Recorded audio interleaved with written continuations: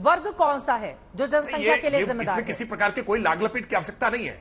ये वर्ग तो समझ में आ गया था जैसे ही अनुराग भदौरिया चीखना शुरू कर दिए थे कि किस वर्ग पर अनुराग भदौरिया की चिंता तुरंत बढ़ जाती है, किस वर्ग को लेकर के आसिम वकार की चिंता तुरंत बढ़ जाती है। और ये उस वर्ग के लिए भी लाभदायक है, उस वर्ग के लिए नुकसानदायक है जो लोग भी ये कह रहे हैं कि नहीं वो वर्ग 3 बीवियां और 13 बच्चे रखे, ये वर्ग के हितकारी नहीं है।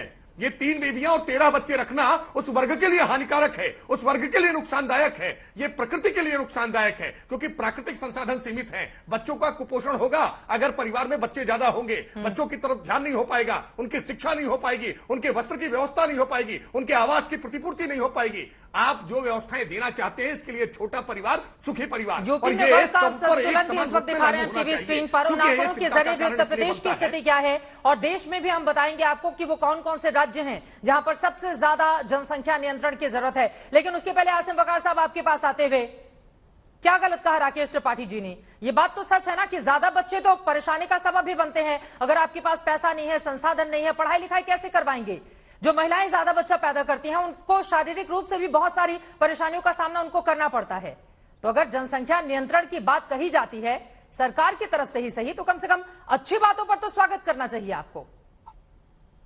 नहीं, लेकिन जिस वक्त बयान दिए जाते हैं उस वक्त अगर एक तबके को या एक धर्म को टारगेट करके कहा जाएगा तो कैसे मानी जाएगी बात, कैसे समर्थन किया जाएगा?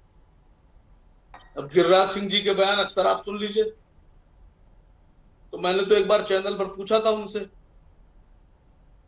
कि बच्चे तो सब मुसलमानों के दादा आप बता देते हैं पैदा हुए, और माननीय आदरणीय योगी आदित्यनाथ जी 7 भाई बहन, उत्तर प्रदेश के डिप्टी सीएम साहब मैंने सुना है 6 भाई बहन, और आसिम वकार तो सिर्फ 2 भाई और 1 ही बहन, और आसिम वकार के तो 2 ही बच्चे। तो कहां जनसंख्या बढ़ रही है?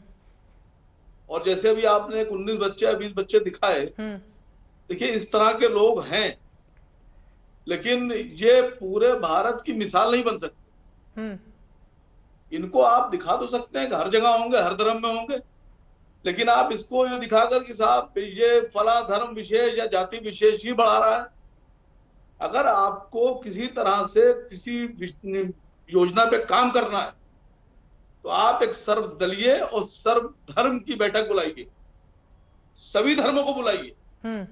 ये देश सबका है, खाली राकेश त्रिपाठी जी का नहीं है, ना उनकी पार्टी का है, और ना ही राकेश त्रिपाठी जी कहने से कुछ हो जाएगा। ठीक है, अगर देश में कोई कानून बनाना है, जो देश के लिए कानून बनेगा, तो उसमें देश के लोगों को बिठाना होगा।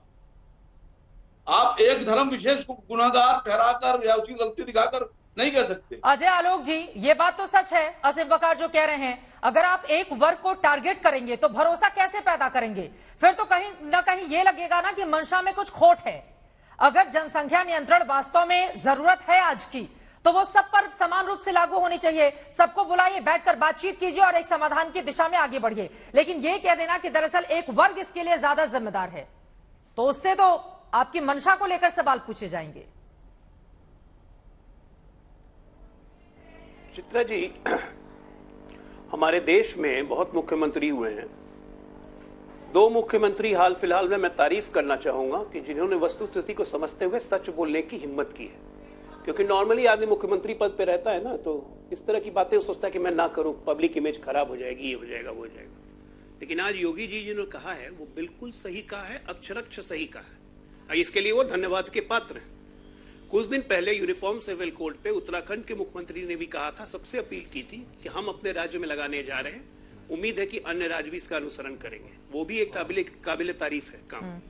आप देखिए, मैं बिहार का हूं, मैं बिहार का एक फैक्टर आपको बताता हूं। 2011 में जो लास्ट सेंसस हुआ था, जिसको रिलीज नहीं किया गया, उसका अनऑफिशियल डेटा सरकार के पास आए थे, तो कहा गया कि 11 वर्षों में 2011 से 22 इस 11 वर्षों में बिहार की आबादी 10 करोड़ से 13 करोड़ हो गई, यानी कि 30% का इजाफा हुआ।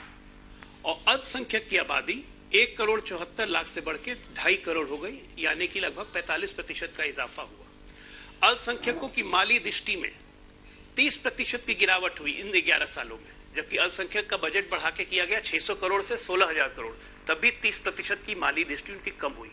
अल्पसंख्यकों की पढ़ाई कम हुई इसी के कारण। असुरक्षा का भावना बढ़ा। ये तमाम फैक्टर है। यहाँ अल्पसंख्यक का कोई टारगेट नहीं कर रहा है। और पढ़ने लिखने और ना पढ़ाई लिखने इसकी तो बात ही मत कीजिए। असीम वकार कह रहे थे कि मेरे 2 बच्चे योगी जी के 7 भाई बहन थे, तो योगी जी और असीम वकार एक जनरेशन के आते हैं। अगर असीम जी के 2 बच्चे हैं तो योगी जी का तो कोई परिवार ही नहीं है, तो इसलिए वो कंपैरिजन मत कीजिए। जरूरी नहीं है कि हमारे पिताजी और हमारे दादाजी के समय अगर ज्यादा बच्चे हो रहे हों तो आज भी वही ट्रेंड कंटिन्यू करें।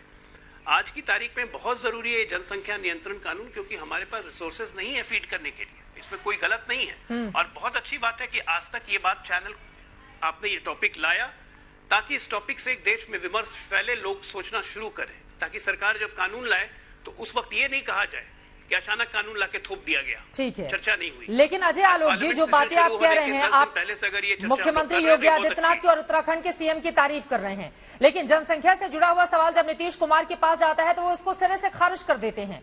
उनका ये कहना होता है कि बिहार सरकार तो इसको लेकर काम कर रही है, जनसंख्या नियंत्रण कानून की कोई जरूरत ही नहीं है।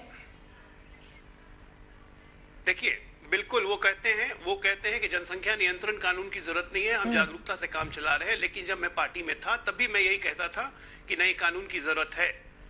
जब शराबबंदी के लिए कानून लाया जा सकता है, जागरूकता से काम नहीं चलेगा, तो जनसंख्या नियंत्रण के लिए भी कानून आ सकता है। सिर्फ जागरूकता से काम नहीं चलेगा।